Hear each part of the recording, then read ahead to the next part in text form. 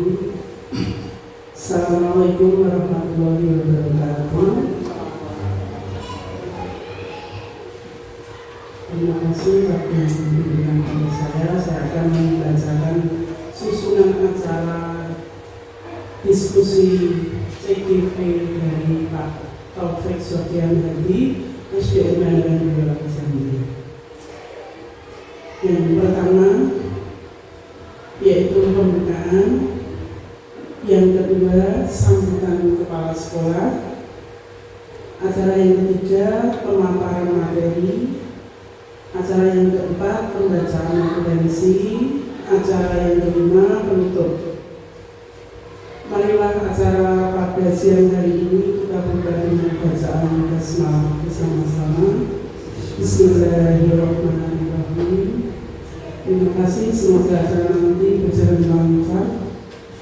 Ini acara yang kedua yaitu sambutan kepala sekolah SDN Mandaran 2 oleh Bu Rita SPDI. Monggo waktu dan tempat saya bersilakan. Bismillahirrahmanirrahim. Assalamualaikum warahmatullahi wabarakatuh. Alhamdulillahirrahmanirrahim. Pagi siang hari ini Bapak Ibu bisa berkumpul bersama di sini untuk diseminasi budaya positif dari Pak Taufik. Salawat dan salam kita selanjutnya untuk kita Muhammad Sallallahu Alaihi Wasallam. Bapak Ibu, hari ini Bapak Taufik akan mendiseminasikan budaya positif di modul yang dipelajari oleh Bapak Taufik. Semoga nanti apa yang disampaikan Pak Taufik pada siang hari ini bermanfaat untuk kita, dan monggo Bapak Ibu ikuti dengan sebaik-baiknya agar apa yang telah diterima Pak Taufik juga tersampaikan kepada Bapak Ibu, sehingga Bapak Ibu bisa mengambil juga pelajaran dari yang diterima Pak Taufik dalam guru penggerak. Tujuan akhirnya tidak hanya Bapak Ibu mengetahui budaya positif, tetapi bisa menerapkan, mengimplementasikannya dalam pembelajaran Bapak Ibu setiap harinya. Mungkin itu saja dari saya, dengan harapan hari ini kegiatan hari ini dapat memberikan banyak manfaat untuk kita, terutama untuk kemajuan pendidikan di SD Negeri Mandaran 2. Selanjutnya monggo nanti Pak Taufik melaksanakan dengan sebaik-baiknya. Saya bermohon sebelumnya banyak salam dan maafkan. Assalamualaikum warahmatullahi wabarakatuh. Meninjau acara yang ketiga adalah pemaparan materi oleh Bapak Taufik Sofyan Hadi. Dipersilahkan.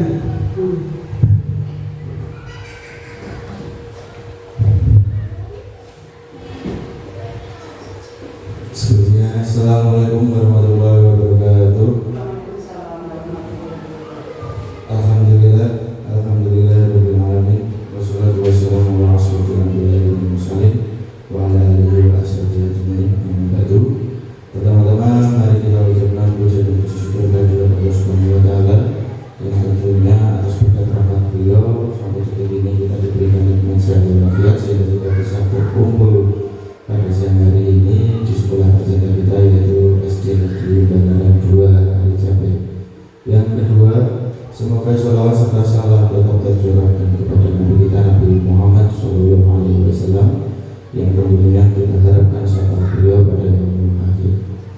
Yang ketiga, saya ucapkan terima kasih yang sebesar-besarnya kepada Ibu Kepala Sekolah Ibu yang kita SPDI yang telah memberikan saya kesempatan untuk melaksanakan diseminasi budaya positif terkait dengan aksi nyata pada program guru penggerak, serta saya ucapkan terima kasih atas partisipasi aktif dari rekan-rekan Bapak Ibu guru sekalian yang turut serta hadir pada kegiatan siang hari ini. Baiklah Bapak Ibu sekalian, karena mungkin pada siang hari ini kita sudah dari bekerja, stamina kita mungkin ada yang sudah beberapa terkuras. Mungkin sebelum saya memaparkan materi yang akan saya sampaikan, akan saya coba untuk sekedar speaking sebentar. Paling tidak untuk mencoba menambah daya fokus kita walaupun sudah kelelahan pada siang hari ini. Oke, jadi aspek kita kali ini adalah tentang permainan sambung suku kata. Seperti itu. Untuk peraturannya bagaimana? Untuk peraturannya nanti suku kata terakhir pada kata yang saya sebutkan itu harus disambung dengan kata baru oleh orang selanjutnya.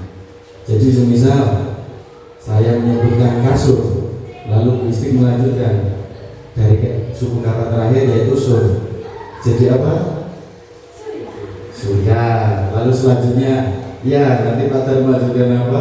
Lalu Buha, lalu ke Rita dan selanjutnya Bu Emi dan terakhir Ibu Ella. Ya. Oke, jadi saya mulai. Sudah siap semua Bapak Ibu sekalian? Sampun ya, siap ya. Oke, kita mulai tes breaking kita kali ini. Untuk yang pertama, saya mulai dari kata tulis. Silahkan Gusti. Tulis. Kata benda. Tulis apa? Jangan nama orang lainnya, bukan nama orang. Tulis. List apa list? Ayo. List. Bisa, oke Pak. Sandi. Oke, begitu. Diam. Tidak nama orang, jangan nama orang. Ayo. Apa? Amarah. Rahasia. Terakhir Ella. Siap. Ayo. Siap.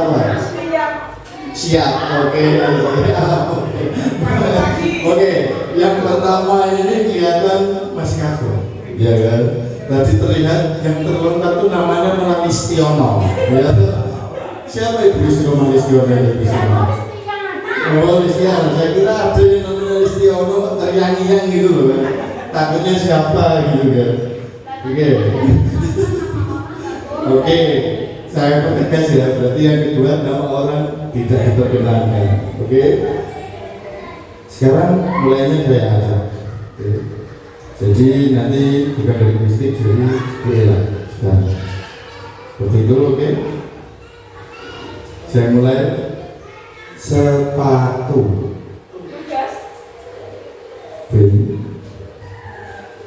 Mingau.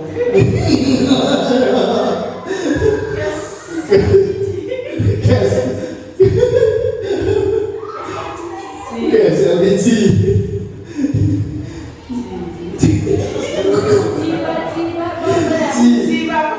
Jiwa. Waktu. Tugas lagi, jangan tugas Pak. Tunggal. Nah,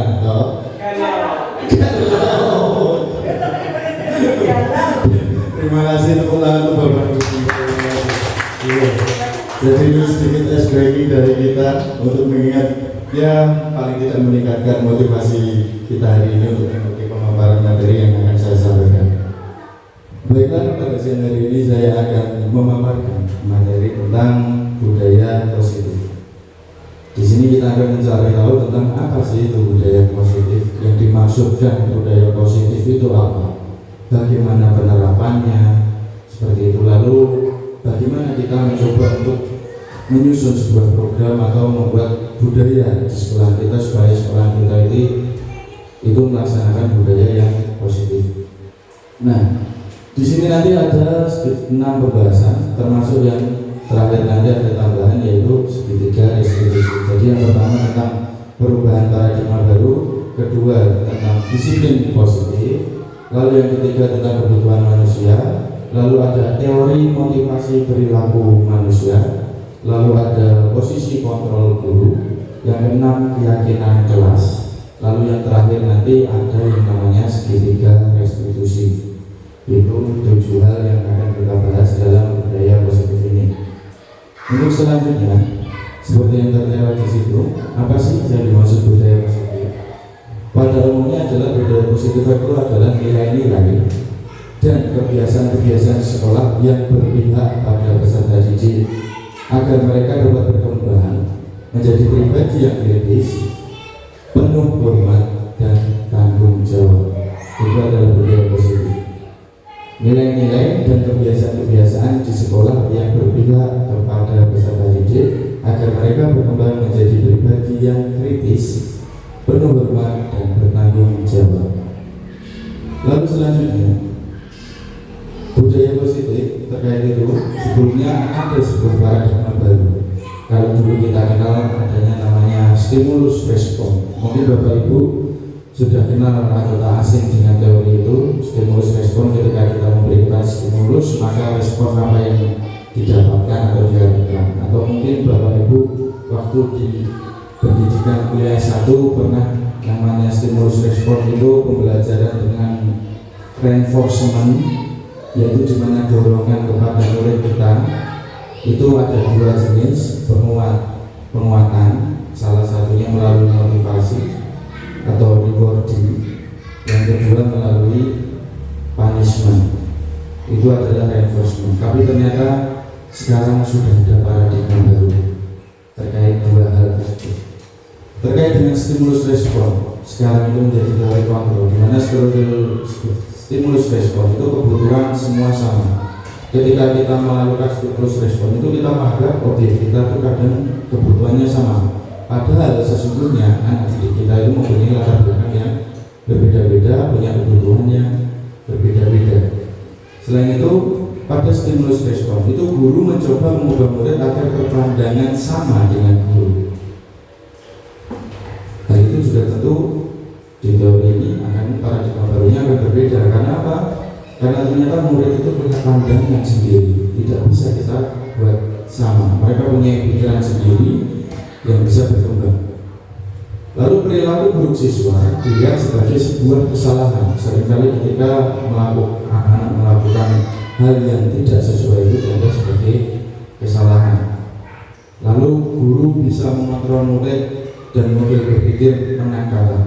Kadang sebagai guru kita menganggap ketika kita bisa mengontrol murid, dalam artian ketika murid diminta A, dia melakukan A, diminta B, melakukan B, melakukan kesalahan ditegur, diminta diam, dia mengikuti, kita merasa kita bisa mengontrol mereka. Padahal sesungguhnya tidak seperti itu. Itu karena mereka mengizinkan untuk dirinya mengikuti pilihan terbaik dalam tindakan waktu itu, atau pilihan situasi terbaik pada waktu itu.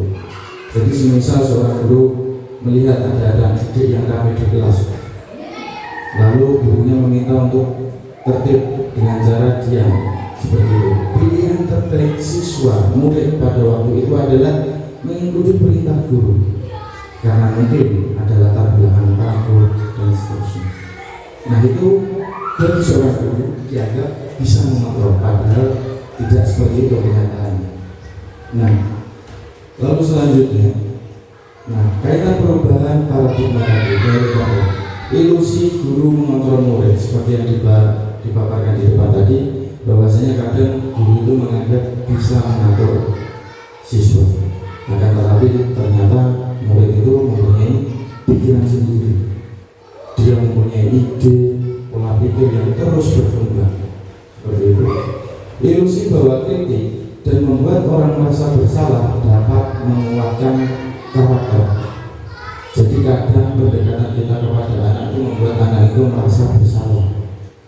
Yang harapannya ketika anak itu merasa bersalah, dia itu akan memperbaiki perbuatannya. Itu sebenarnya juga bukan hal yang nyata. Tidak sepenuhnya itu akan efektif.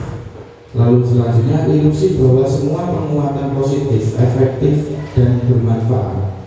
Seperti halnya ketika seorang guru memberikan reward kepada anak. Siapa yang bisa menjawab? Yang bisa menjawab pulang terlebih dahulu. Ternyata hal seperti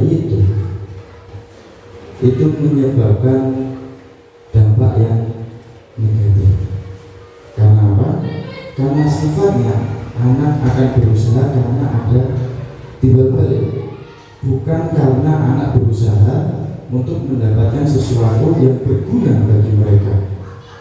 Seperti itu. Jadi itu merupakan ilusi, di mana penguatan tadi seperti withholding. Lalu yang terakhir ilusi bahwa orang dewasa memiliki hak untuk memaksa, di mana peran kita sebagai guru, kadang kita memerintah dan seterusnya itu menganggap bahwasanya kita itu memiliki hak untuk memaksa mereka, padahal seharusnya di mana kita mempunyai kewajiban juga untuk memenuhi hak para murid ini. Kita harus lebih tahu apa kebutuhan murid, apa yang mereka inginkan, seperti itu. Berkaitan hal itu, di sini ada sebuah tabel tentang perubahan paradigma stimulus respon dan teori kontrol. Siapa sesungguhnya yang memiliki kontrol? Seperti itu. Di sini dalam stimulus respon dijelaskan, kita mencoba mengubah orang agar berpandangan sama dengan kita. Pada teori kontrol, kita berusaha memahami pandangan orang lain tentang dunia. Lalu selanjutnya, perilaku buruk dilihat sebagai sebuah kesalahan. Lalu dalam teori kontrol itu dilihat semua perilaku memiliki tujuan, baik itu buruk, perbuatan terpuji, tercela, ternyata itu semua ada tujuannya. Dan pastinya ketika ada tujuan ada sebabnya. Lalu selanjutnya, orang lain bisa mengontrol saya, itu ketika stimulus respon. Sedangkan dalam kontrol hanya Anda yang bisa mengontrol diri Anda. Lalu saya bisa mengontrol orang lain dalam stimulus respon, sedangkan dalam teori kontrol Anda tidak bisa mengontrol orang lain. Terus pemaksaan ada pada saat bujukan gagal.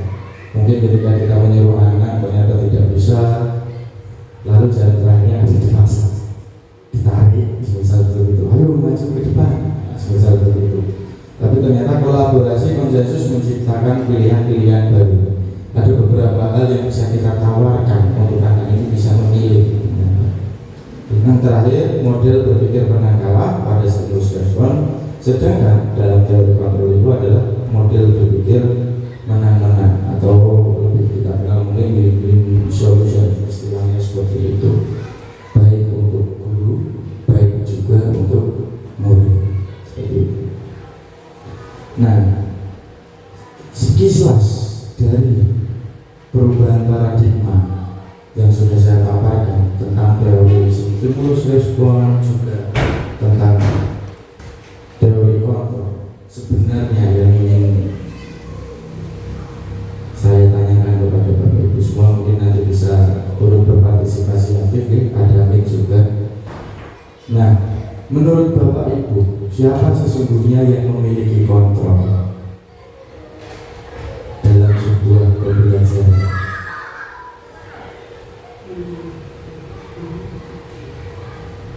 Ketika ada pembelajaran di suatu kelas seperti itu, sebenarnya apakah guru itu memiliki kontrol? Menurut Bapak itu, apakah guru memiliki kontrol? Ternyata anak juga memiliki. Oke, jawabannya guru memiliki, anak juga memiliki. Berarti yang memiliki kontrol adalah diri sendiri. Nah, ketika tadi jawabannya dari Gusti Kemas misal guru memiliki kontrol, anak juga memiliki kontrol, dua-duanya punya. Berarti sebenarnya yang mengontrol siapa? Ya diri masing-masing. Mereka lah ya kita sendiri ini yang akan mengontrol diri kita. Oke, itu tadi tentang bahasan stimulus respon, dan sekarang tentang teori kontrol. Selanjutnya adalah materi tentang disiplin positif. Makna disiplin sekarang itu diartikan cenderung dilakukan seorang pada untuk mendapatkan kepatuhan. Jadi disiplin itu istilahnya dianggap adalah suatu cara di mana orang itu supaya patuh, intinya secara baik itu seperti itu agamanya. Kecenderungan tersebut harus diubah. Sebagai pendidik kita harus menciptakan anak yang memiliki disiplin diri. Maksudnya apa? Anak yang mempunyai rasa untuk melakukan suatu hal karena ada motivasi dari dalam dirinya sendiri, yaitu dari unsur intrinsik, sehingga memiliki perilaku yang mengacu dengan nilai kebajikan, bukan dengan yang kita hargai atau pencapaian suatu tujuan ataupun menghindar dari rasa tidak nyaman. Berkaitan dengan paradigma tadi, di mana ketika ada suatu peraturan, maka anak itu melaksanakan peraturan itu bukan karena dia takut, bukan karena ada ancaman, bukan karena ada akibat, tapi karena dia tahu ada manfaat di balik dia melakukan itu. Nah, manfaatnya apa akan kita gali lebih lanjut. Nah, di sini kita akan belajar tentang apa makna disiplin. Disiplin dari bahasa lain yaitu disiplina, yang artinya belajar. Makna asal dari kata ini berkonotasi dengan disiplin diri dari murid-murid Socrates dan Plato. Disiplin diri membuat orang menggali potensinya menuju sebuah tujuan, apa yang dia hargai. Jadi disiplin ini maksudnya sebenarnya adalah di mana dirinya itu mengatur diri sendiri untuk mencapai sebuah tujuan yang menurutnya tujuan itu berharga. Namun ternyata dari definisi ini berbeda dengan kata disiplin menjadi sesuatu yang dilakukan seseorang pada orang lain untuk mendapatkan kepatuhan. Nah, mungkin seringkali kita mendengar bahwasanya ketika mendisiplinkan, istilah seperti itu kan seringkali kita menganggap bahwasanya itu hal yang dilakukan supaya orang lain itu patuh. Lalu yang terakhir, kecenderungan umum adalah menghubungkan kata disiplin dengan ketidaknyamanan, bukan dengan apa yang kita hargai atau pencapaian tujuan mulia. Jadi ketika kita melaksanakan disiplin itu seringkali ada akibat atau resiko yang harus didapatkan. Misal ketika tidak menaati peraturan sekolah datang terlambat, nanti ada hukuman dan seterusnya. Bukan berpikir dengan cara ketika berangkat sekolah lebih awal, manfaatnya itu apa yang diperoleh dengan berangkat lebih awal. Nah, jadi hal itulah yang perlu kita gali lagi tentang apa itu sebenarnya disiplin. Nah, di sini adalah disiplin kemampuan memerintah diri sendiri dalam mengontrol dan menguasai diri untuk memilih tindakan yang mengacu pada nilai-nilai yang kita hargai dengan penuh tanggung jawab tanpa terperintah orang lain.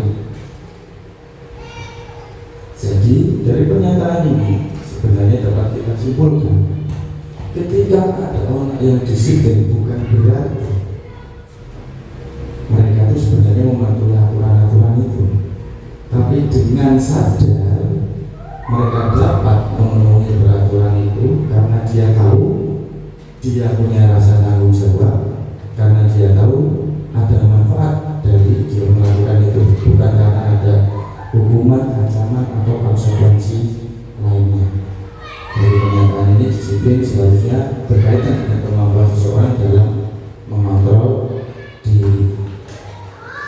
Nah, maksud dari nilai-nilai yang kita hargai adalah nilai kebajikan. Jadi misal disiplin itu tadi niatnya supaya terpenuhi ini, sampai tadi ada nilai contoh satu nilai yaitu nilai tanggung jawab. Nah, di sini kita sebutkan lagi nilai-nilai itu sebenarnya ada berapa banyak.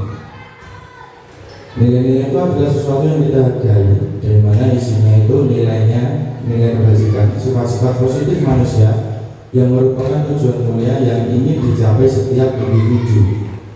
Kalau di Undang-Undang Merdeka ini nilai-nilai itu kebajikan itu dikelompokkan ke dalam profil pelajar Pancasila yang dimana bertakwa kepada Tuhan Yang Maha Esa dan berakhlak mulia, lalu mandiri, bernalar etis, berkebinekaan global, bergotong royong, dan yang terakhir adalah kreatif.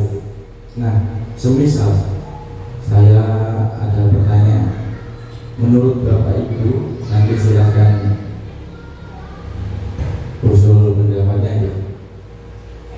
Ketika ada anak membuang sampah pada tempatnya, nilai apa yang mereka cerminkan sebenarnya? Menurut Bapak Ibu, ketika ada anak yang membuang sampah nilai apa di balik itu?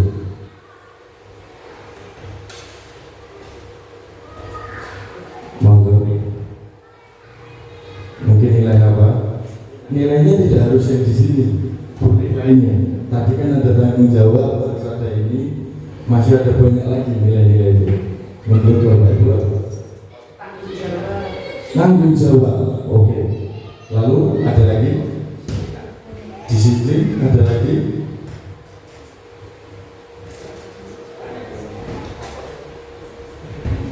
Membuang sampah pada tempatnya.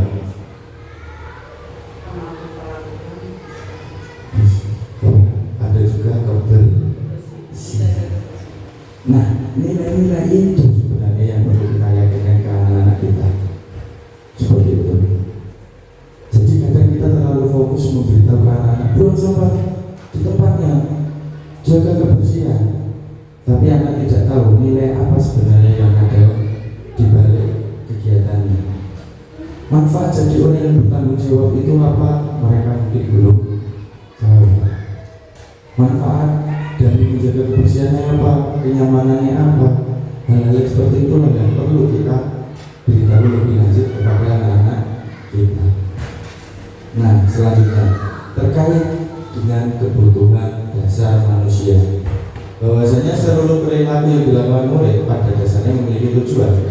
Murid memiliki kebutuhan dasar tertentu ketika melakukan sesuatu perbuatan. Jadi apa yang dilakukan murid-murid Bapak Ibu sekarang ketika di kelas itu pasti ada tujuannya. Entah mereka yang ketika disuruh menggarap tugas ternyata ngobrol, entah mereka yang ternyata ketika berangkat sekolah suka terlambat, ataupun entah mereka yang mungkin disuruh mengerjakan pekerjaan rumah, ada yang lupa dan seterusnya. Nah, ternyata hal-hal itu ada latar belakang, di mana latar belakangnya ada di kebutuhan dasar manusia. Yang pertama, kebutuhan bertahan hidup. Semua orang butuh bertahan hidup. Lalu kebutuhan cinta dan kasih sayang. Murid ingin diterima dan dihargai. Salah satunya mungkin ketika Bapak Ibu lihat ada murid yang cenderung sifatnya pendiam dan seterusnya. Lalu kebutuhan penguasaan, kebutuhan pengakuan atas kemampuan. Jadi anak ini kadang juga butuh itu. Lalu ada kebutuhan kebebasan, yaitu kebutuhan akan pilihan. Ternyata ketika dia ngobrol itu merupakan salah satu ekspresi dari kebebasannya. Disuruh mengerjakan tugas, tetapi malah ngobrol dengan temannya. Ternyata itu salah satu dari kebutuhan dasar mereka, yaitu kebebasan. Dia cari kebebasan seperti itu. Lalu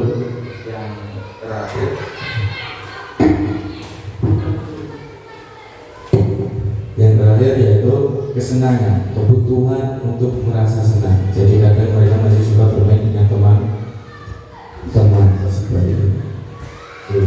Dasar-dasar inilah yang menjadi pengetahuan kita lebih lanjut, di mana hal ini itu merupakan kunci kita mengetahui apa yang dilakukan anak di kelas. Selanjutnya tentang teori motivasi perilaku. Di sini motivasi itu terbagi dua, di mana motivasi itu ada motivasi eksternal dan juga motivasi internal. Ketika seseorang beranggapan apa yang terjadi apabila saya tidak melakukannya, itu merupakan motivasi eksternal. Salah satunya tadi dicontohkan adalah ketika ada peraturan berangkat sekolah maksimal pukul 7. Lalu ketika ditanyakan apa yang terjadi, itu masih motivasi dari eksternal.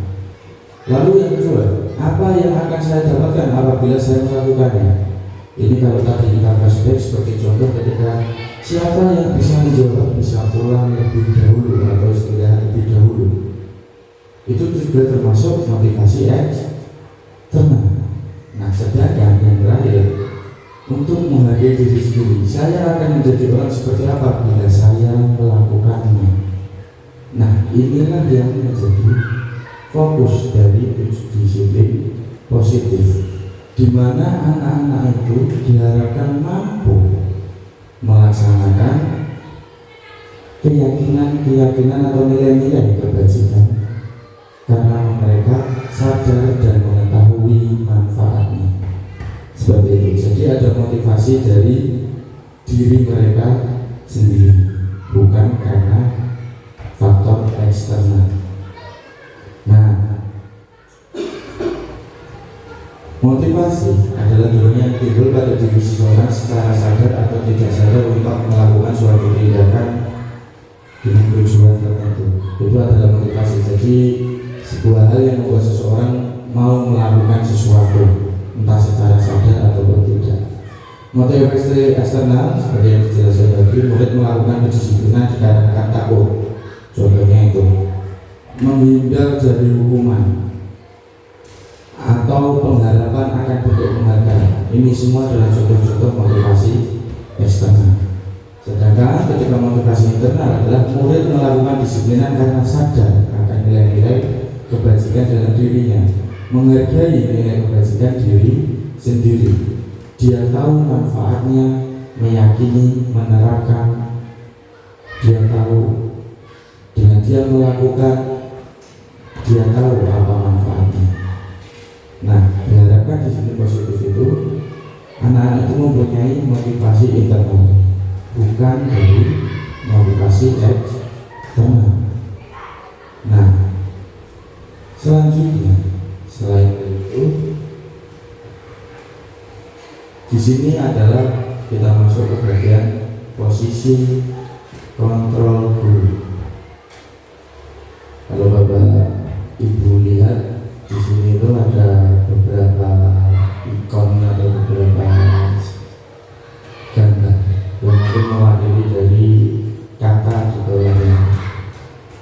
Ada di mana di sini sebagai penghukum, pembuat rasa bersalah, sebagai teman, sebagai pemantau, sebagai manajer. Lalu yang dimaksud kelima ini yang seperti apa? Nah, di sini dicontohkan dengan sebuah pernyataan. Dan kira-kira nanti Bapak Ibu bisa dinilai kira-kira saya itu sebenarnya paling sering di posisi apa. Semisal di sini membuat orang merasa bersalah. Pernyataannya adalah saya kecewa sekali dengan kamu dan sejenisnya. Itu membuat orang merasa bersalah. Lalu ada penghukum, kamu tidak pernah benar melakukannya dan sejenisnya. Lalu ada sebagai teman, ayolah lakukan demi ibu atau bapak. Lalu ada pemantau, apakah kamu mau mendapatkan stiker bintang hari ini?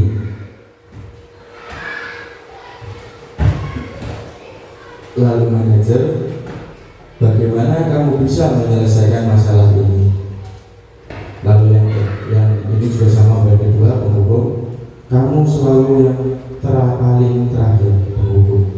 Coba kira-kira dari pernyataan ini Bapak Ibu pasti sudah tahu ya sejenisnya itu seperti apa, bentuknya, kalimatnya itu seperti apa.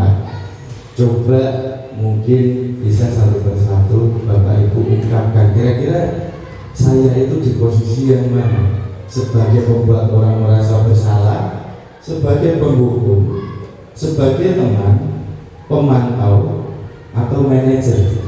Salah satu dari ini kira-kira yang paling sering Bapak Ibu lakukan, kira-kira Bapak Ibu seperti apa? Maka coba dari Gusti bisa. Kalau saya semuanya. Semuanya paling sering. Karena murid saya itu banyak. Iya. Karena murid saya itu banyak dan saya rasa itu semua saya lakukan. Saya merasa ada di semua tempat. Ada semua tempat. Paling sering ada satu Merata. merata. Oke. Halo. Sekarang kalau ada Kalau saya sebagai teman, bagi teman ya, Pak? iya, Paling sering. iya paling sering. Jadi ayo dilakukan. Kalau nggak bisa silakan ayo bersama. Terima kasih. Terus selanjutnya kita menurut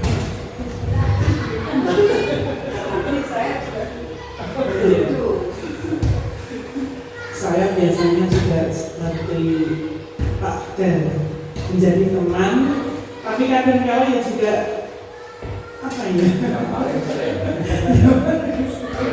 paling sering. Ya menjadi teman, kadang juga mendukung juga bisa. Hukum ya. Oke. Terus selanjutnya dari Bu Ella, silakan. Kalau dari 5 ini kira-kira yang mana? Semua juga. Hampir semua paling sering kira-kira apa? Pasti ada satu hal yang paling sering. Yang terakhir. Pemukul. Bukan sering tapi ya pernah. Benar. Oke. Nah, Sebenarnya Bapak Ibu Guru, jadi kelima posisi ini merupakan kelima kategori yang sering sekali dilakukan oleh guru. Sebenarnya harapannya sampai apa? Di titik apa ketika ada orang yang atau ada murid yang tidak melaksanakan peraturan, tidak melaksanakan tugasnya. Seperti itu kira-kira posisi yang paling tepat kalau menurut Bapak Ibu di posisi apa? Cara mengatasi, ini kan semuanya cara mengatasi ya. Kalau misal tidak mengerjakan PR, kamu telah melanggar peraturan tidak mengerjakan PR, nah kan udah kayak penghukum. Akibatnya kamu harus mengerjakan PR itu 2 kali, seumpama seperti itu kan penghukum. Nah kira-kira kalau di antara kelima ini, menurut Bapak Ibu semua yang paling sesuai sebenarnya posisi apa?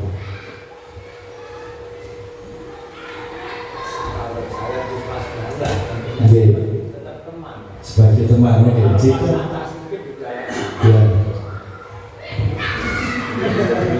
biar teman-temannya.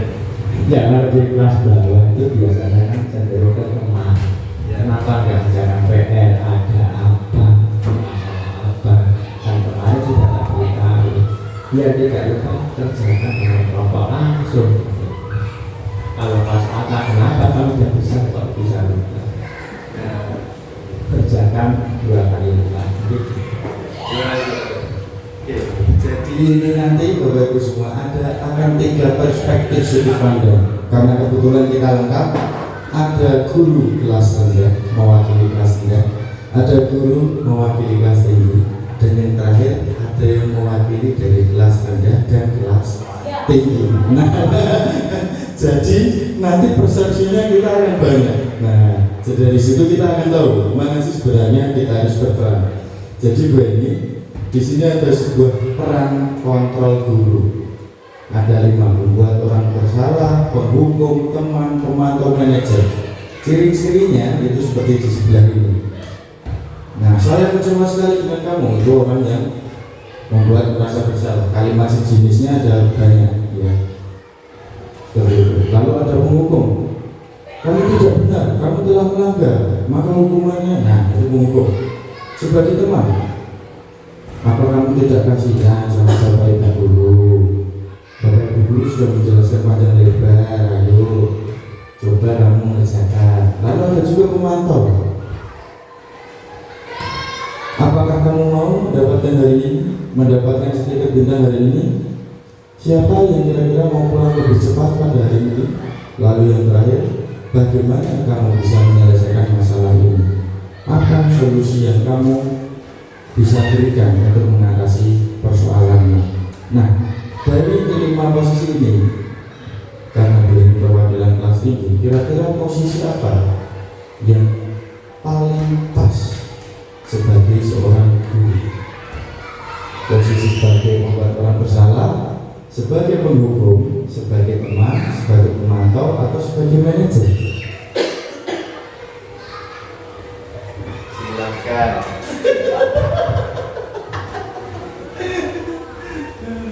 Pilih siapa satu? Kira-kira yang mana? Kalau untuk kelas tinggi mungkin teman.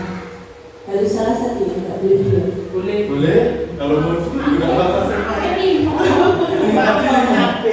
Mungkin sebagai teman dan pemantau. Jadi kalau anak kelas tinggi itu mungkin dia sudah bisa berpikir lebih mandiri dibandingkan kelas bawah. Jadi mungkin sebagai teman biar mereka mau terbuka, mau lebih diajak diskusi sama gurunya gitu. Tapi juga harus sebagai pemantau karena anak-anak tetap belum begitu tahu mana yang salah, mana yang benar. Jadi harus lebih dikasih tahu lagi mana yang salah, mana yang benar. Mungkin seperti itu. Kalau dari sekian ini, yang paling Bu ini mencerminkan Bu ini, kira-kira yang apa? Yang kira-kira paling sering Bu ini lakukan itu sebagai apa di antara kelima posisi itu? Mungkin teman. Teman. Oke. Terima kasih Bu Eni. Selanjutnya tadi sudah dari kelas bawah ke tinggi, lalu nanti tinggi ke bawah lagi, pamungkasnya bawah sampai tinggi, tinggi sampai bawah.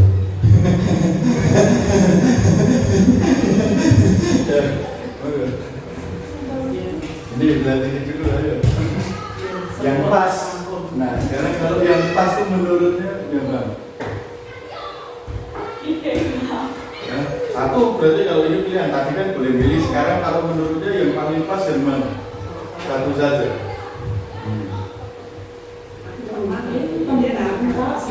Apa? Sebagai apa? Sebagai teman. Kunci? Kunci jawabannya? Oke. Terima kasih. Selanjutnya. Untuk kelas bawah juga sebagai teman. Karena apa? Karena nanti saya hukum paman. Tidak masuk sama dia anaknya, takut. Oke. Terima kasih. Lalu terakhir. Pamungkas nanti mungkin akan dikeluarkan juga oleh kepala sekolah. Sing ramah kabeh. Kira-kira yang mana? Yang mana? Sebenarnya menurut saya itu bukan termasuk pada anak internasional. Ya, oke. Kelas atas, kelas bawah jadi teman bisa, jadi pemantau manajemen hukum pun bisa. Kalau menurut saya, kalau saya sendiri pertama datang ke sini menempatkan saya sebagai teman. Tapi di lapangan mau tidak mau guru akan berada di kelima posisi itu. Iya. Kalau untuk anak yang sudah tahu kebutuhannya apa, kita jadi pemantau itu bisa. Contoh misalkan kemarin ada yang sudah tahu kok tugasku ini mau lomba, dia punya masalah waktu itu mau PTS mau ada lomba, nggak ada waktu lagi, kita bisa di situ sebagai pemantau. Cuma tak gini, Mas mau nilai bagus nggak? Mau.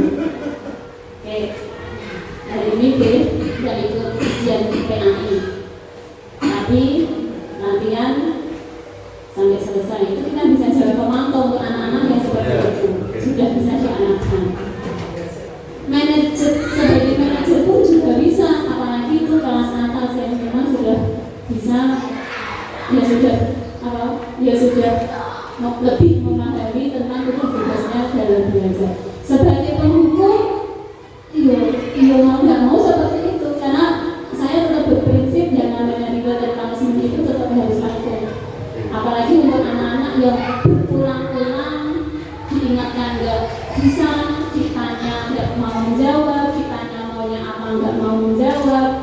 Nah di situ posisi penghukum bisa juga.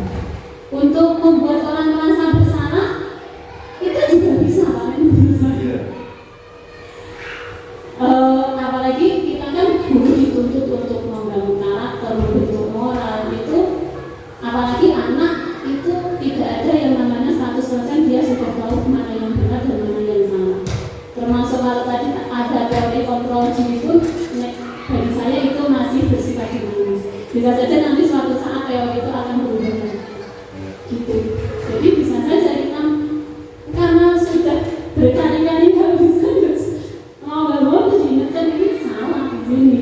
Makanya tadi ketika Pak Taufik tanya siapa di sini yang punya kontrol, guru punya, murid juga punya. Kontrol yang sesungguhnya siapa? Misalnya itu nilai itu ya nilai kalau saya guru agama itu dari Al-Quran dan Al-Hadis. Oke, jadi dari Bu Istiqomah menganggap bahwasannya semuanya ini benar. Iya. Oke, jadi semuanya harus dilakukan. Iya, oke, perlu dilakukan. Monggo mungkin dari Ibu Vita saja. Saya malah hanya akan bertanya kepada Pak Taufik sebagai pemateri gitu ya. Bisakah seorang guru itu menempatkan kelima posisi ini sebagai penghukum dan sebagainya. Nah, bagaimana juga dengan kita sudah terbiasa ya seperti ini.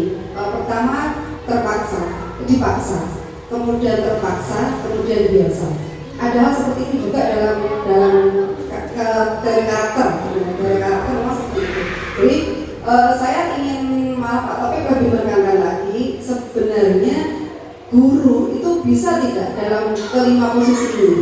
Jadi bisa jadi penghukum, bisa jadi bersalah dan sebagainya lah seperti itu. Dalam situasi yang berbeda. Oh ini saja Pak Taufik, mungkin dari saya. Oh nanti biar teman-teman juga semakin yakin. Baik, terima kasih Bapak Ibu sekalian. Nah, ini sebagai gambaran ya. Jadi apa yang saya pahami seperti itu berdasarkan tadi stimulus respon, lalu masuk ke teori kontrol, lalu tadi masuk posisi guru juga dengan disiplin positif dan seterusnya, ya akhirnya kita beranjak ke posisi kontrol guru. Seperti yang Bu Istiqomah katakan tadi, saya itu termasuk orang yang percaya reinforcement, percaya penguatan, teori behavior, stimulus respon, di mana jika diberikan A secara berulang-ulang maka efeknya akan menjadi B, seperti itu. Nah, lalu ternyata ada paradigma baru tentang teori kontrol, yaitu menambah juga kesabaran bagi kita. Lalu ditanyakan tadi oleh kepala sekolah tentang sebenarnya bagaimana sih menekankan kelima posisi ini, penerapannya itu seperti apa sebenarnya. Nah, apa yang saya pahami Bapak Ibu semua, dari kenapa saya tanyakan kira-kira tadi posisi apa yang paling sering dilakukan, lalu terkait mana yang menurut Bapak Ibu yang pas, itu sebenarnya untuk mencari gambaran kira-kira peran apa yang paling sesuai. Untuk jawaban manakah peran yang paling sesuai, peran yang paling sesuai itu peran yang diharapkan mampu sebagai seorang manajer. Itu yang paling diharapkan. Akan tetapi di sini akan tetapinya. Jadi ada syarat yang harus dipenuhi. Menjadi manajerial ini umumnya berlaku bagi mereka atau anak-anak, murid-murid yang sudah bisa berpikir secara mandiri, dia sudah dewasa, dia sudah sadar betul dengan kepribadiannya sendiri, seperti itu. Jadi ketika menjadi manajer ini itu mudah bagi guru SMA, misal seperti itu, bagi guru SMP, misal seperti itu. Sedangkan bagi guru SD itu merupakan tantangan, terutama di kelas rendah, hampir pasti sangat sulit, karena di kelas tinggi pun itu juga masih kesulitan. Seperti itu tentang bagaimana harapan untuk menjadi manajerial. Maka dari itu, apa yang harus dilakukan kita mengenai posisi kontrol ini, paling tidak kita menerapkan posisi kontrol yang terbaik dari beberapa pilihan ini. Jadi ketika kita sifatnya ini adalah berjenjang, kalau kita tahu semakin ke bawah itu semakin baik, dimana semakin ke bawah itu mencerminkan tingkat kesadaran anak itu semakin tinggi, seperti itu. Kalau di SD, di kelas 6 terutama, itu bisa kita menjadi manajerial. Seperti saya berikan contoh, nanti di belakang-belakang itu ada contoh, tapi pernah saya terapkan juga. Ketika ada anak yang melakukan hukum atau melanggar suatu peraturan kelas atau keyakinan kelas, itu kita tanyakan kepada anak, kira-kira apa yang bisa kamu lakukan? Seperti itu. Hingga akhirnya kemarin di kelas itu sama-sama akhirnya membuat poster, jadi bareng-bareng. Dari situ diharapkan lebih memahami. Tapi juga kalau berkaitan dengan penerapan kelimanya, otomatis kita akan menyesuaikan kondisi. Ada kalanya memang kita akan jadi penghukum, ada kalanya memang kita akan jadi teman, ada kalanya kita jadi pemantau, membuat merasa bersalah. Namun harapannya kita mampu menjadi seorang manajer, di mana di manajer ini diharapkan kita bisa menumbuhkan motivasi intrinsik anak tadi. Karena kalau kita lihat lebih jauh dari atas ini sampai pemantau, ini semua akan membuat motivasi eksternal anak. Motivasi internalnya belum ada, belum tumbuh. Nah, oleh sebab itu, apa tujuan kita akhir kita? Otomatis tetap sebagai manajer. Iya, saya yakin untuk mencapai ini bisa, tapi butuh proses. Terutama kita harus membuat sebuah lingkungan yang kondusif, ya seperti tema hari ini, membuat budaya positif. Begitu Bapak Ibu, berkaitan bagaimana penerapannya dan apa harapannya sebenarnya dari kelima posisi kontrol. Karena sejatinya apa yang menjadi target kita itu memberikan kesadaran bagi anak didik kita, dia punya motivasi intrinsik. Saya lanjutkan berkaitan dengan materi keyakinan kelas. Keyakinan kelas itu adalah sesuatu yang diyakini bersama, yang berasal dari penyatuan pikiran untuk menjadi nilai-nilai kebaikan untuk diturunkan di kelas. Keyakinan kelas ini asalnya dari mana? Kita ambil dari peraturan-peraturan yang sudah ada, seperti itu. Nah, di sini mungkin saya sudah ada sedikit post-it, nanti Bapak Ibu silakan tulis kira-kira peraturan di sekolah apa, satu saja tulis peraturan di sekolah yang Bapak Ibu ketahui, seperti itu. Nanti kita coba, kita cari sebenarnya nilai apa yang sebenarnya akan kita kembangkan di sekolah ini.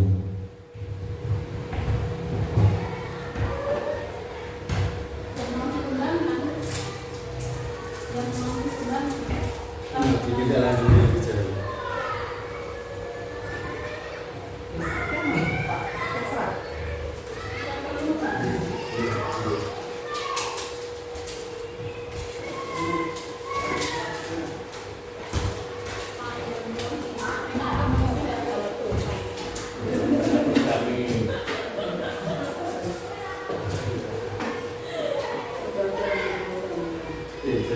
Silakan isi tentang peraturan di sekolah.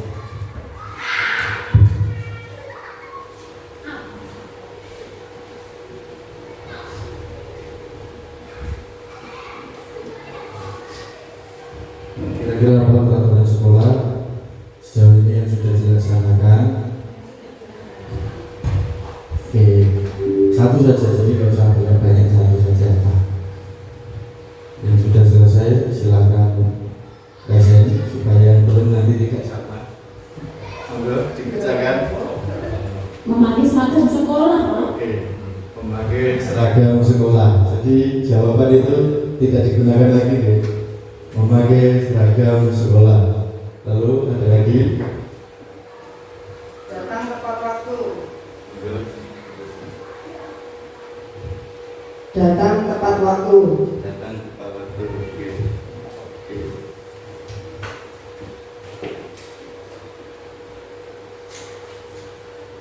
Lalu selanjutnya. Selain dua itu apa? Kira-kira?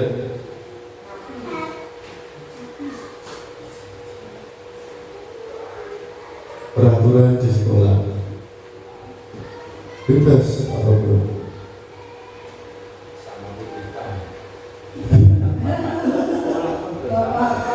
Oke. Ya, Vela. Coba, ada apa-apa disampaikan dulu, disampaikan. Berapa sebelum jam 7? Oke. Tampil boleh? Oke.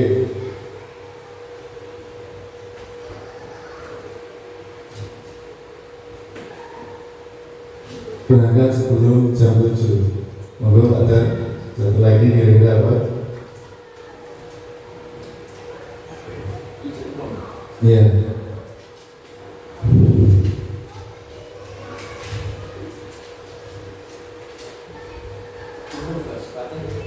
Apa itu? Kebersamaan. Oke. Sifatnya umum. Nah, jadi kita ambil yang paling menjurus ya. Di sini ada yang pertama memakai seragam, lalu yang kedua berangkat sebelum pukul 7.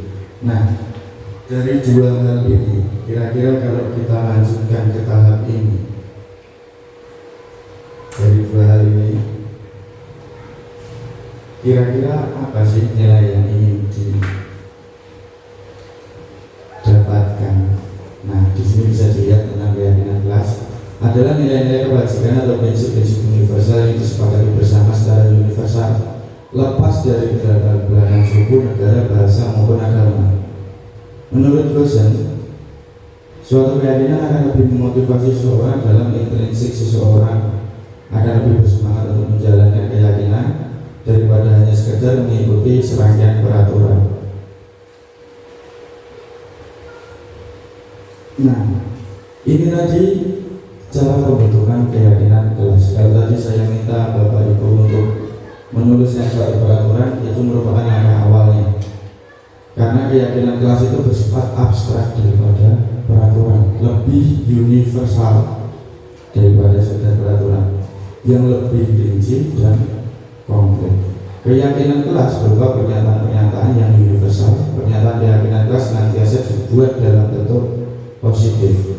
Jadi umumnya tidak menggunakan kata dilarang, jangan, dan seterusnya.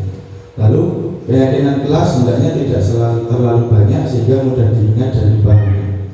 Semua warga kelas sebaiknya ikut berkontribusi dalam membuat kegiatan kelas lewat curah pendapat. Bersedia meninjau kembali keyakinan kelas dari waktu ke waktu. Nah, gimana kita akan buat keyakinan kelas? Nah, kalau berdasarkan dari yang sebelumnya, keyakinan kelas itu sifatnya lebih abstrak dari peraturan, yang lebih rinci dan konkret. Jadi peraturan kan umumnya jelas, segmented. Misal tadi dicontohkan basic memakai seragam sekolah, lalu peraturan selanjutnya tadi juga ada berangkat sebelum pukul 7, seperti itu. Nah, kira-kira dari dua hal itu nilai apa yang diambil? Memakai seragam sekolah, nilai apa? Kalau tadi kita sudah tahu apa? Nilai disiplin. Lalu apa lagi? Dari apa lagi? Kerapian, oke. Lalu sopanan. Lagi? Saya tulis dulu semua. Oke. Lanjut sekarang. Nilai itu biasanya nggak panjang-panjang, cuma satu kata, dua kata paling. Lalu kalau berangkat sebelum pukul 7 melaksanakan piket, kira-kira apa?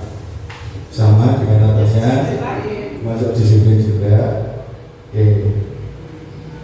Lalu kalau melaksanakan piket tadi juga ada yang namanya tanggung jawab kebersihan. Nah,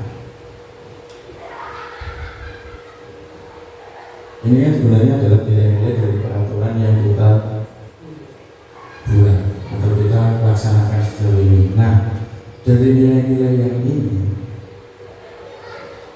akan kita buat sebagai keyakinan kelas.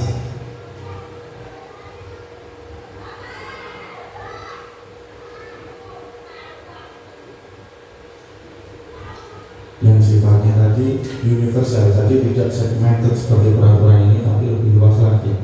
Kira-kira apa? Kata-kata yang sesuai untuk mewakili nilai-nilai ini. Semisal dari yang paling atas ada nilai disiplin, kerapian, kesopanan, semisal. Kalau aturannya tadi dengan cara memakai seragam sekolah, kira-kira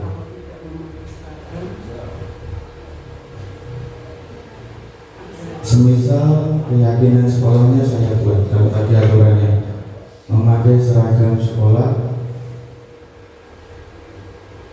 depannya saya ubah jadi kata selalu, karena bermuatan positif, seperti itu. Lalu kira-kira apa kelanjutannya?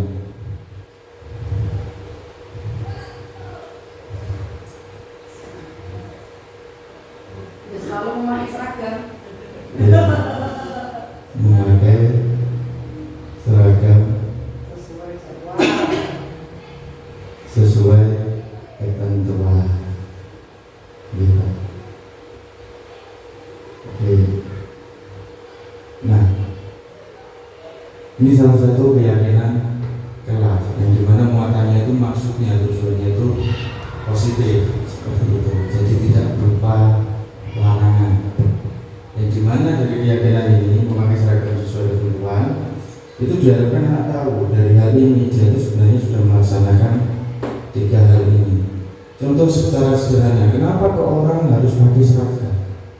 Anak itu sederhananya seperti ini. Ketika kita berbicara dengan anak-anak, kenapa kalian harus memakai seragam? Contoh, kenapa kalau acara putih merah tapi waktu olahraga kalian pakai training dan kaos? Kenapa harus begitu? Karena pakaian itu juga fungsinya berbeda tergantung dari jenisnya. Contohnya kenapa pakai seragam putih merah? Itu karena kalian di tingkat SD, menandakan identitas kalian di SD. Selain sebagai identitas, itu juga mencerminkan apa? Seragaman kalian juga, kekompakan kalian juga. Jadi semua yang pas SD itu dinyatakan sama. Murid-murid sekolah dasar itu putih merah. Lalu kaitan fungsinya tentu berkaitan kesopanan. Umumnya orang itu ketika di kegiatan melaksanakan kegiatan tertentu mereka akan berpakaian dengan rapi, bergerak. Di budaya kita seperti itu. Nah, lalu kenapa olahraga pakai kaos, pakai training? Karena pakaian kaos dan training itu menggunakan bahan yang sifatnya lebih elastis daripada yang digunakan oleh seragam putih merah. Jadi pakaian olahraga mendukung kegiatan berolahraga. Terus kita bisa lontarkan pertanyaan ke anak-anak. Coba kalian bayangkan ketika olahraga pakai celana merah sama baju putih, apa yang terjadi? Anak-anak pasti sudah banyak hal yang mengutarakan. Kadang kaku lah, tidak lurus lah, lalu nanti bajunya malah gampang robek, macam-macam. Nah itu mungkin perwujudan dari mana kita membentuk keyakinan kelas. Diharapkan dari peraturan kita jadikan keyakinan kelas menular ke seluruh lingkupan sekolahan kita, hingga lingkungan sekolahan kita itu lingkungan positif, hingga akhirnya nanti sampai ke wali murid dan lingkungan sekitar, sehingga budaya positif ini seutuhnya tercipta di seluruh warga sekolah dan sekitarnya.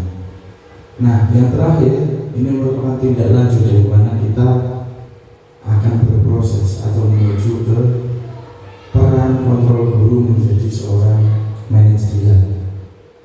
Seperti itu. Sebagai seorang manajer, salah satunya cara adalah dengan menerapkan pendekatan restitusi.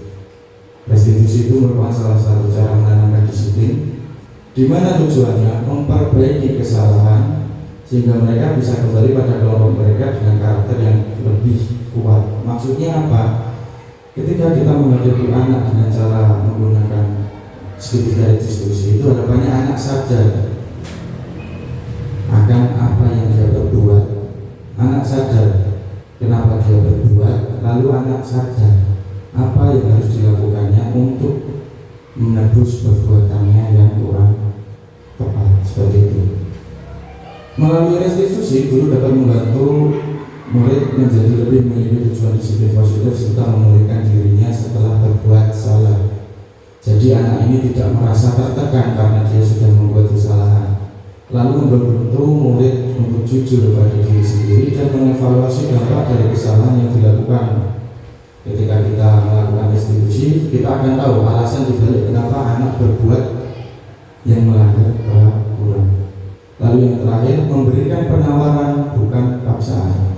Solusi dari menyelesaikan permasalahan itu bukan sebuah paksaan atau berupa hukuman yang kita berikan secara langsung, tapi si anak dapat menentukan sendiri apa yang harus dilakukannya untuk memperbaiki kesalahannya.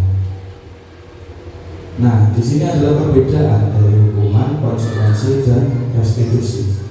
Ketika ada kasus murid datang terlambat ke sekolah, hukuman, murid disuruh berdiri di depan kelas. Guru marah-marah ke murid disuruh menulis saya tidak akan terlambat lagi sebanyak 100 kali. Itu hukuman. Lalu konsekuensi, guru memberikan konsekuensi berada di dalam kelas selama jam istirahat berlangsung. Guru tegas dan murid menghormati peraturan. Sedangkan kalau restitusi, guru menanyai keyakinan kelas yang telah disepakati oleh guru dan murid dalam membantu menyelesaikan masalah. Murid terbuka dan menghormati dirinya dan orang lain. Jadi murid tersadarkan kembali ke keyakinan kelasnya yang seperti kita buat tadi. Dia tahu nilainya apa, sehingga tahu cara apa yang terbaik untuk memperbaikinya. Seperti itu. Ciri-ciri restitusi: menguatkan dan fokus pada solusi. Lalu fokus pada karakter, bukan pada tindakan, dalam artian kesadaran akan nilai-nilai kebajikan. Bukan menebus kesalahan, tapi belajar dari kesalahan. Mencari kebutuhan dasar yang mendasari tindakan. Jadi kita tahu latar belakang apa dia berbuat salah. Lalu tawaran bukan paksaan. Memperbaiki hubungan. Lalu yang terakhir, menuntun untuk melihat ke dalam diri, di mana tahapannya terbentuk dalam segitiga restitusi. Yaitu yang pertama, menstabilkan identitas. Umumnya ketika ada anak yang bermasalah, kita panggil, lalu kita beritahu mereka bahwasanya berbuat salah itu merupakan hal yang umum, dalam artian semua orang pernah melakukannya. Jadi si anak ini tidak merasa sendiri, seperti itu. Lalu selanjutnya adalah validasi tindakan yang salah. Kamu tentu punya alasan, apakah ada cara yang lebih efektif mendapatkan apa yang kamu butuhkan. Umumnya ketika dia berbuat salah atau melanggar, pasti ada sebabnya. Jadi kita nanti tahu dulu kenapa dia berbuat seperti itu. Lalu ketika dia sudah menjawab, kita bisa tidak lanjutin apa sebenarnya buat memenuhi keinginanmu itu harus melakukan cara itu, apa tidak ada cara lain. Nah, seperti itu. Lalu yang terakhir, menanyakan keyakinan, yaitu menyadarkannya akan nilai-nilai yang sudah kita ajarkan. Jadi kalau anak-anak sudah tahu tentang nilai-nilai yang sudah diyakini, harapannya dia sadar kembali, lalu dia akan tahu ketika menerapkan nilai tersebut apa manfaat kesalahan yang dia peroleh, dia akan mencari solusi yang lebih bermanfaat bagi orang banyak. Seperti itu.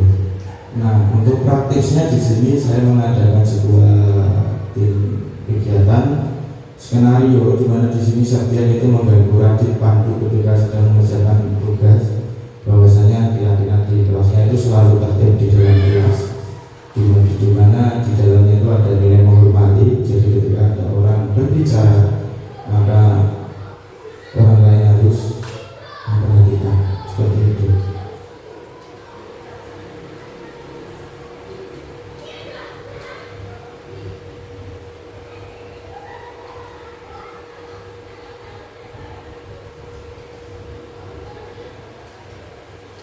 Ya, ini harusnya bisa dipelajari manual.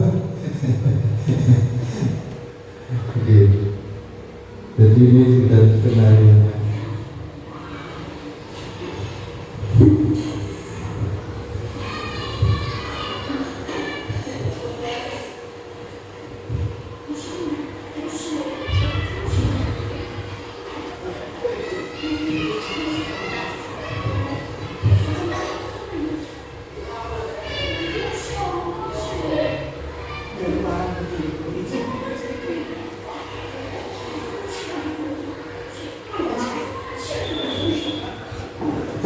Oke, jadi itu ceritanya seperti skenario tadi.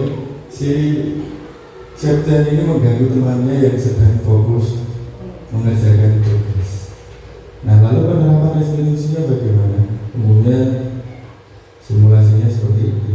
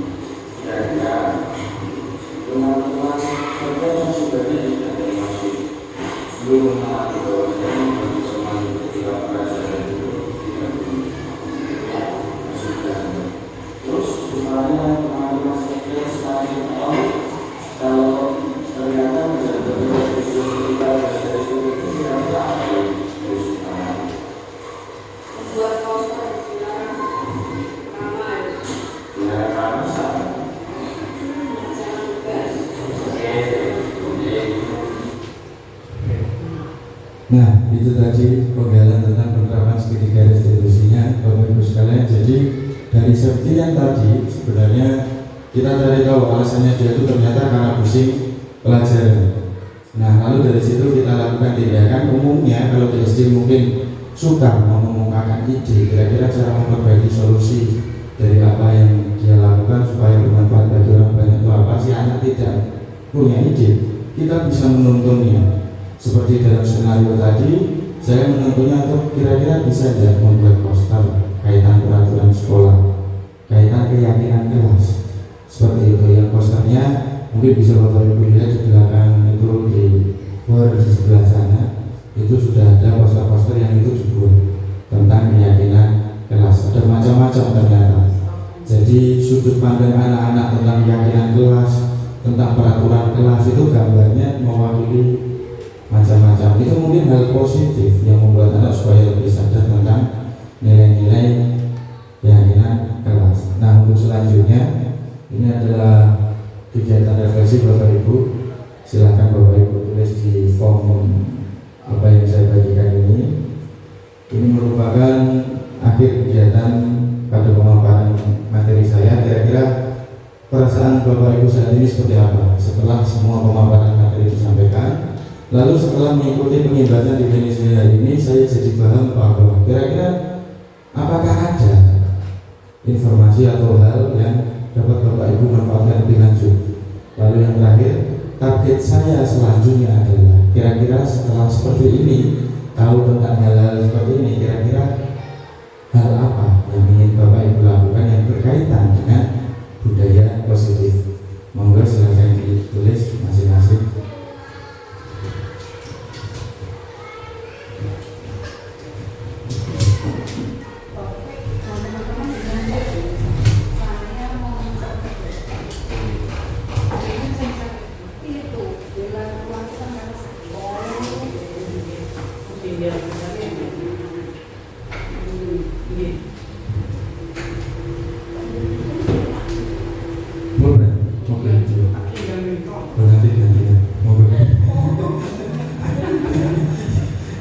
Ayo ditulis dulu, silakan monggo Bapak Ibu.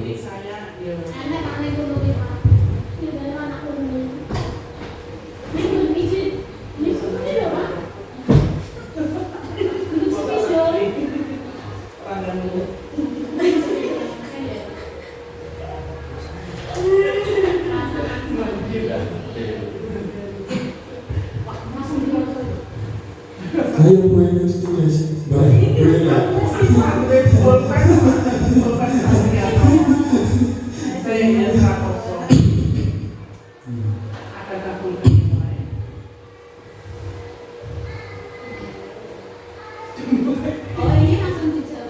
Iya, langsung dijawab saja tidak apa-apa. Langsung dijawab. Ya, langsung dijawab saja. Sudah, Bisti? Belum. Kira-kira apa? Diisi susu. Perasaan mendapat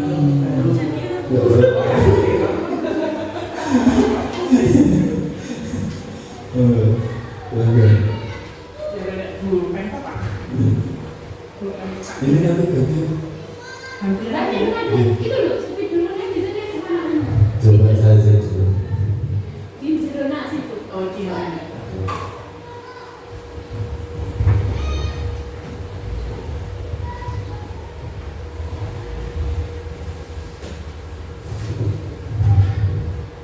Ini soal isian ya Bapak Ibu, jadi tidak usah bingung.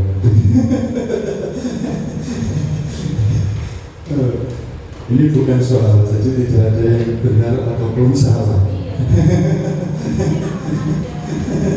Yang penting sesuai dengan kalimatnya. Iya, Oke, sudah silahkan dibacakan. Nanti saya akan monggo. Tidak apa-apa, refleksi. perasaan saya saat ini adalah luar biasa. Setelah mengikuti materi pembahasan diseminasi pada hari ini, saya jadi paham bahwa guru itu luar biasa.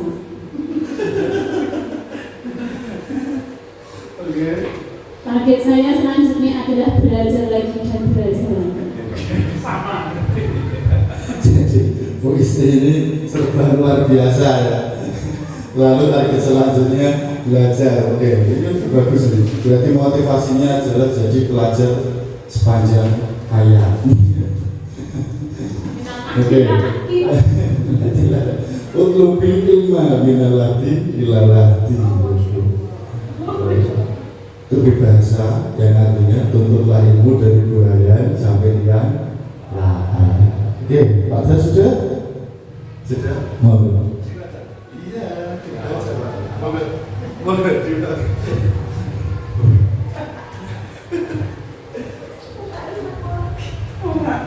perasaan saya saat ini adalah ingin belajar lagi. Ternyata saya masih banyak kurangnya. Target saya inginnya ya belajar lagi. Terima kasih. Kalau saya jadi targetnya belajar lagi sama. Oke. Jadi kita lanjutkan. Nah, Bu Ella sudah kan tuh. Oke. Oh, Bu ini sudah. Perasaan saya saat ini senang karena mendapat ilmu baru yang insya Allah bisa dimanfaatkan ke depannya. Kemudian setelah mengikuti materi penjelasan atau diseminasi pada hari ini, saya menjadi paham bahwa penerapan budaya positif ternyata memiliki manfaat yang sangat banyak untuk siswa dan juga untuk guru. Kemudian yang terakhir, target saya selanjutnya adalah lebih menerapkan budaya positif kepada siswa saat sekolah. Terima kasih Bu Eni. Jadi Bu Eni targetnya menerapkan budaya positif di sekolah, ya, dimulai dari kelas yang diampunya. Selanjutnya Bu Ella, silakan Bu Ella. Bu Eda dulu. Ya, Bu Eda ini panjang sebenarnya jawabannya. Bu Eda ini panjang. Silakan. Ya, refleksi perasaan saya senang mendapat pengetahuan baru. Terus setelah mengikuti materi pembahasan di diseminasi pada hari ini, saya juga paham bahwa saya masih banyak kekurangan dan harus meningkatkan apa tadi pendominasi yang positif. Ya, terus target saya selanjutnya adalah harus banyak belajar, Pak. Terima kasih Bu Eda. Oke, lalu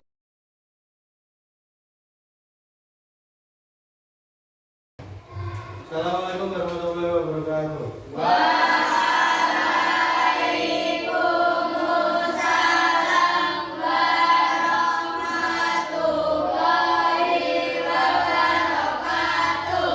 Gimana kabarnya hari ini? Baik. Oke. Nah, sebelum kita melanjutkan pembelajarannya setelah istirahat pertama tadi, kemarin kita sudah punya kesepakatan di kelas, ya.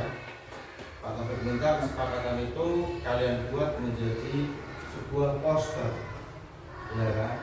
Dimana posternya seperti yang di sini kalian lihat ada banyak kan itu, dari mulai di atas dilarang merusak fasilitas, dilarang berbicara kotor, ayo membaca, jagalah kebersihan dan sebagainya.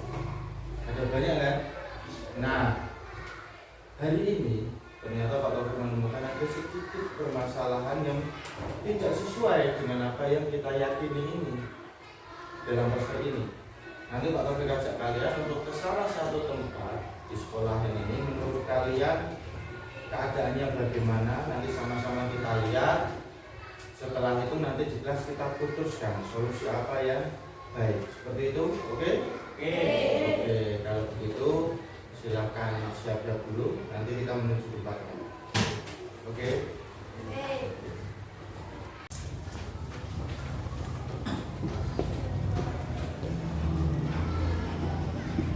Oke, sesuai kesepakatan tadi kita akan ke suatu tempat, ya. Jadi nanti keluar untuk Pak Taufik, kalian masing-masing. Tapi ingat jaga ketertiban karena kelas kalian masih ada di kelas, jadi kita jalan tidak perlu sambil berisik. Oke?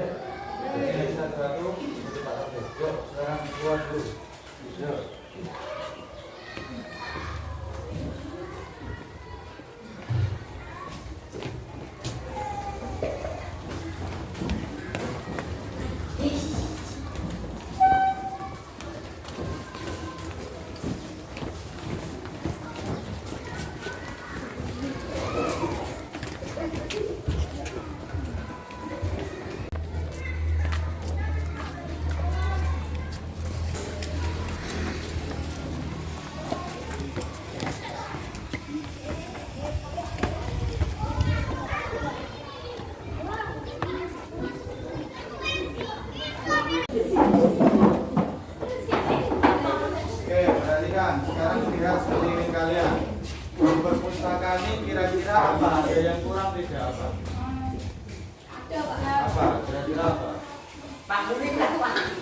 Terus ada lagi nggak hal yang perlu diperhatikan dari perpustakaan ini apa? Banyak kotoran. Oke, banyak kotoran. Nah, kalau kalian sudah tahu sekarang kembali ke kelas. Oke, kita putuskan bagaimana cara supaya perpustakaan ini bisa dipakai dan nyaman dipakai. Kalian tahu kesepakatan kelas yang berkaitan perpustakaan yang tidak terpenuhi di sini apa? Segala kebersihan. Apa? Jaga kebersihan. Oke, sudah perhatikan. Tadi kalian sudah melihat di perpus. Kira-kira kondisinya perpus kayak apa? Kotor. Kira-kira apa kotor? Tidak dipakai, tidak diterawat, jarang digunakan. Nah, di antara segini banyak ini mana yang paling mencerminkan keadaan perpus kalian? Nilai apa yang tidak ada di perpus kalian? Jagalah kebersihan. Nah, berarti kita harus coba susun rencana supaya perpus bisa digunakan setiap hari dan tentunya nyaman, ya. Jadi kadang kita akan melakukan pembelajaran di perpus, ya, supaya suasana kelas kita berganti. Kira-kira usul apa yang bisa kita lakukan buat menjaga nilai kebersihan itu untuk perpustakaan? Kira-kira buat apa? Ada usul? Ada? Apa? Piket khusus apa? Khusus perpustakaan. Piket khusus perpustakaan. Oke, ada yang usul lain? Ada tidak? Tidak ada? Oke, berarti kita buat piket khusus apa? Perpustakaan. Oke. Nah, lalu bagaimana? Kan kalian sudah piket kelas. Tidak apa-apa untuk piket lagi. Tidak apa-apa. Oke, kira-kira teknisnya bagaimana cara ngatur piketnya? Apakah perpustakaan perlu dibersihkan tiap hari atau mungkin 2 hari sekali atau 3 hari sekali? Apa bagaimana menurut kalian? 2 hari sekali, Pak. 2 hari sekali cukup ya. Jadi kalian bisa mengatur waktu ketika piket kelas, berarti tidak piket perpus. Oke, nah sekarang kita bagi piket perpusnya. Kalau 2 hari sekali berarti dalam seminggu ada 2. Ada berapa? 3 kali. Ada 3 kali. Ada 3 kali. Ya, seminggu ada 3 kali. Jumlah murid di kelas ini ada 20. Berarti dibagi 3. Satu kelompok piket perpusnya berapa? Jumlahnya berapa? Ada yang berapa? Ada yang berapa? Ayo.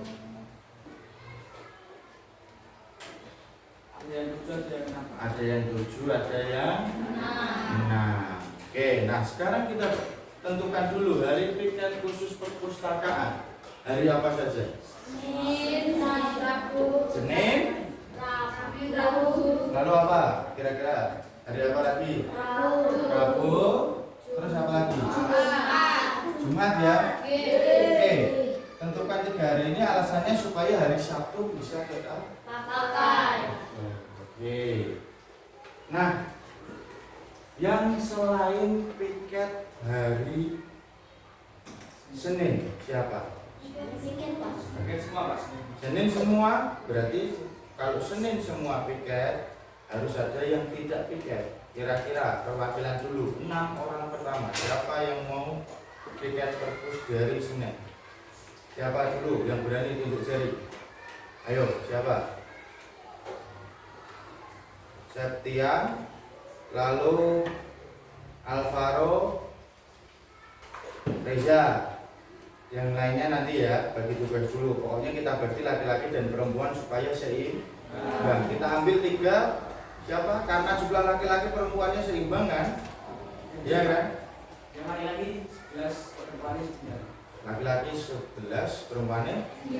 Berarti perempuannya tiap hari 3. Oke, yang laki-laki tadi Senin siapa? 3 orang. Septian, terus Reza dan Alvaro. Septian, Reza, Alvaro. Oke, ini hari. Lalu yang perempuan siapa? 3 orang perwakilan. Devika, Devina, satu lagi. Siapa? Karena Naura tidak masuk, Pak Taufik masukkan Naura di hari Senin, oke?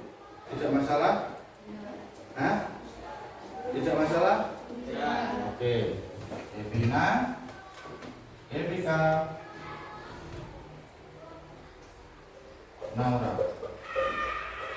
Nah, ini yang piket dari khususen. Nih, sekarang yang piket selain piket hari Rabu ada siapa? Tunjuk jari. Yang tidak piket di hari Rabu, yang tidak loh ya, piket kelas yang tidak piket di hari Rabu siapa saja? Oke, yang tidak piket hari Rabu. Nah, berarti Pak Taufik pilih laki-lakinya ada 3 orang. Siapa yang tidak piket?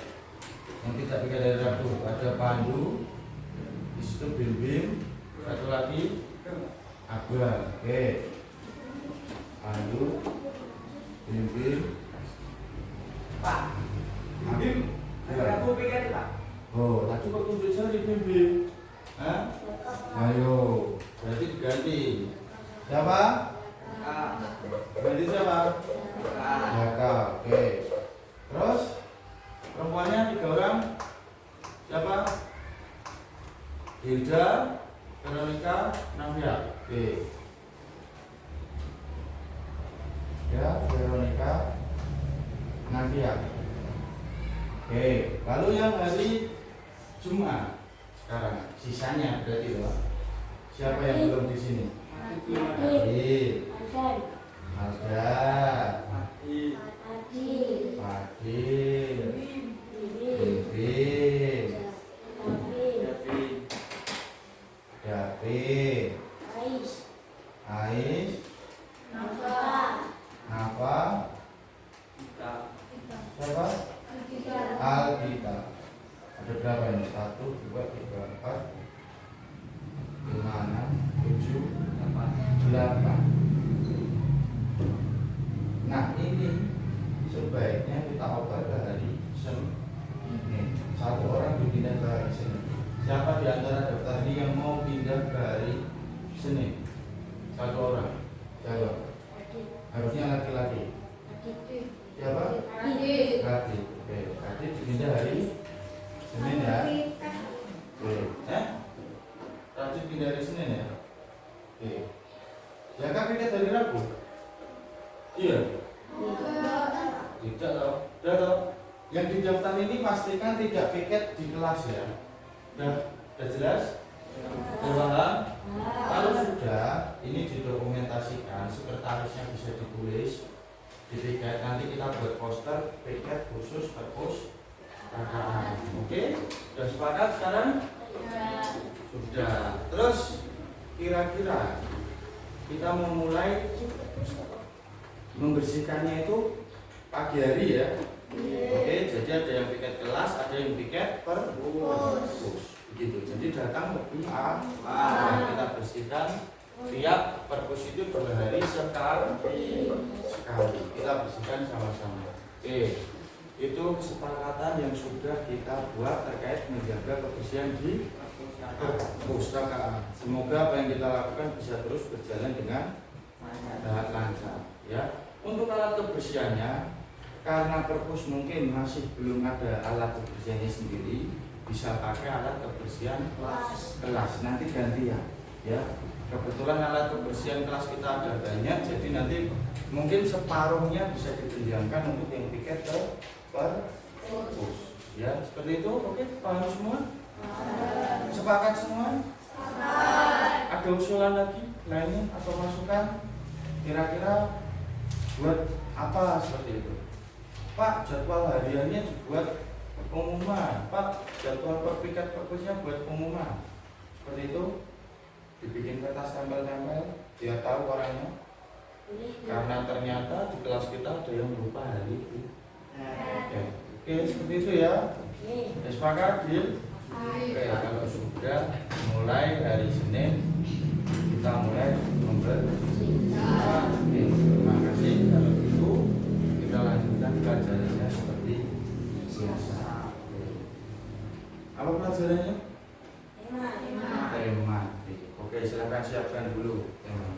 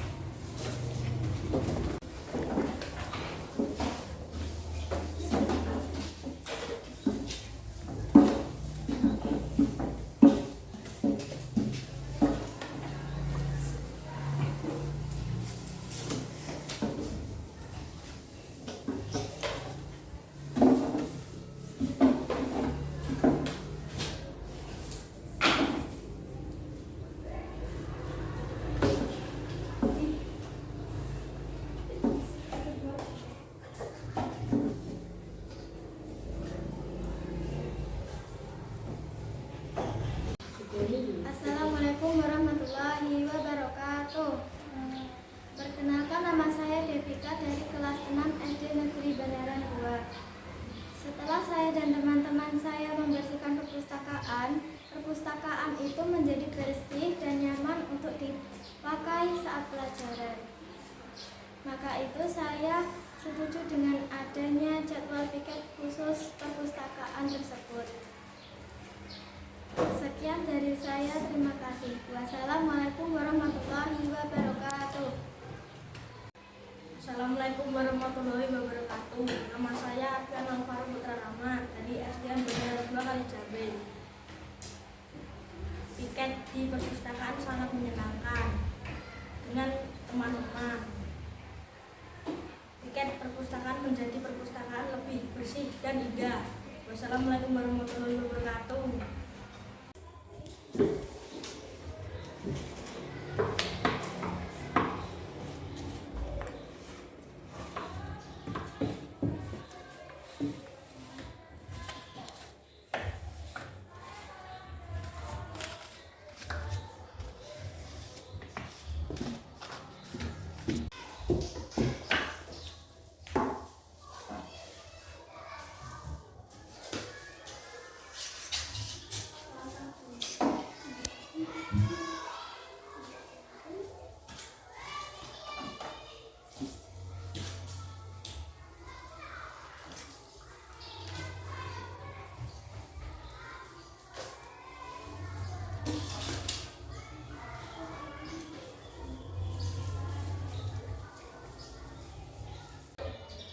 Assalamualaikum warahmatullahi wabarakatuh.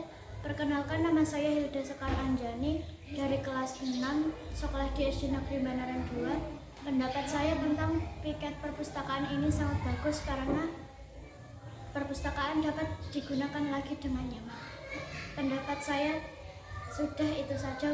Wassalamualaikum warahmatullahi wabarakatuh. Assalamualaikum warahmatullahi wabarakatuh. Perkenalkan, nama saya Elvansa Pandu Haji Santoso. Saya sekolah di SDN Banaran 2 Kalijambi, Sragen. Menurut saya, pendapat menerapkan piket perpustakaan dapat mempernyaman dan memperindah perpustakaan dan digunakan kembali lagi dengan nyaman. Menurut saya, pendapat saya itu saja. Wassalamualaikum warahmatullahi wabarakatuh.